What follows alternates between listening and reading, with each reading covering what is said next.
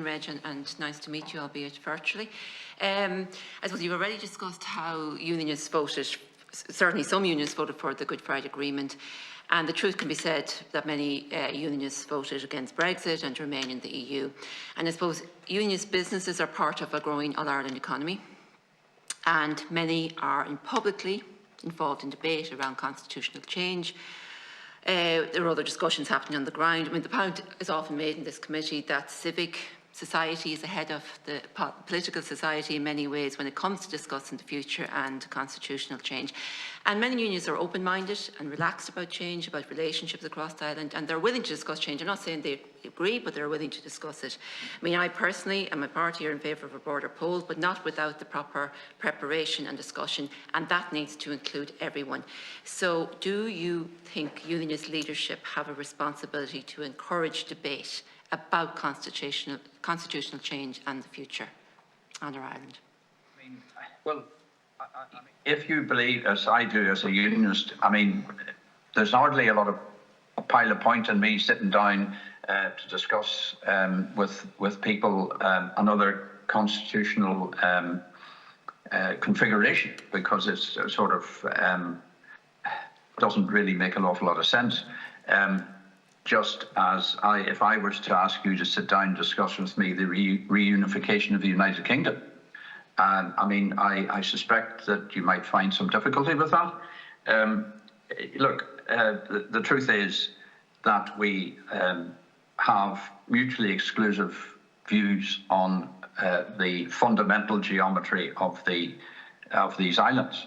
But the point about the Good Friday Agreement was that it has found a mechanism to manage that in a way that permits everybody to pursue routine day-to-day matters on the fundamental understanding that there is a democratic mechanism built into it for change.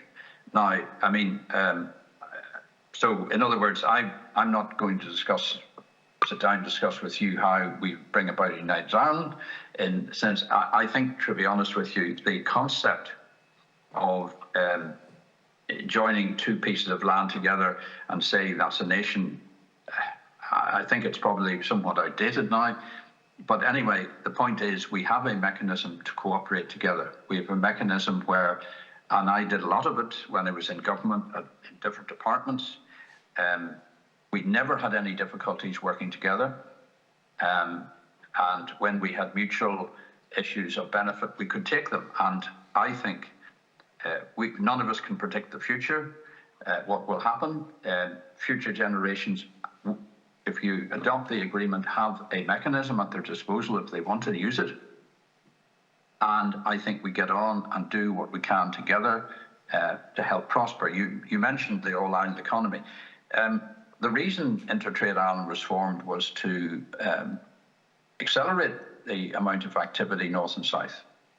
And I have to say, it hasn't accelerated very much, because up until the Brexit situation and the protocol situation has arisen, which has changed things somewhat, the amount of the value of exports, and I use the term because the Central Statistics Agency in Cork separates out trade with Great Britain and trade with Northern Ireland. And if you take trade with exports from the Republic to Northern Ireland, it was equivalent to 1.8% of the total Republic's exports. If you take it the other way around, imports into the Republic from Northern Ireland as opposed to GB, it was roughly about the same. Now, of course, that means for Northern Ireland it's a greater slice of Northern Ireland's cake because it's obviously smaller.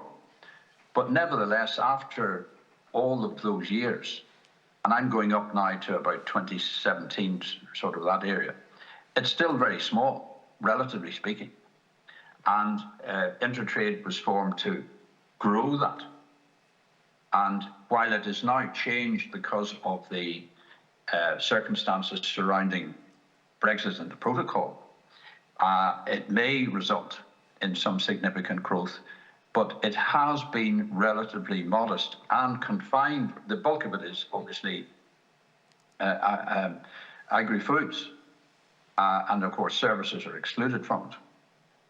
But it's mostly agri-foods, and the amount of services are, again, fairly minimal.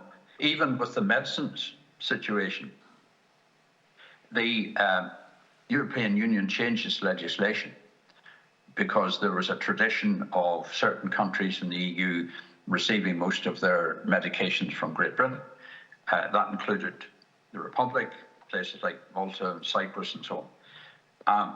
But even then, the amount of medical devices and medicines going from the Republic into Northern Ireland is very, very small and hasn't really changed much in recent years. So I think there's a lot of slack there. There's a lot of potential for growth.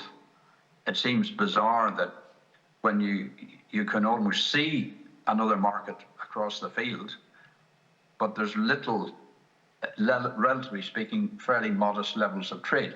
I always ask the question to people across the water in England, you know, what percentage of trade do you think we're doing north and south? And they come up with all sorts of figures, 40%, 50%. Bonkers. It's very, very small. And I think there is potential there for growth, which would be to our mutual benefit. So that seems to me an area where you could genuinely cooperate and could make some headway.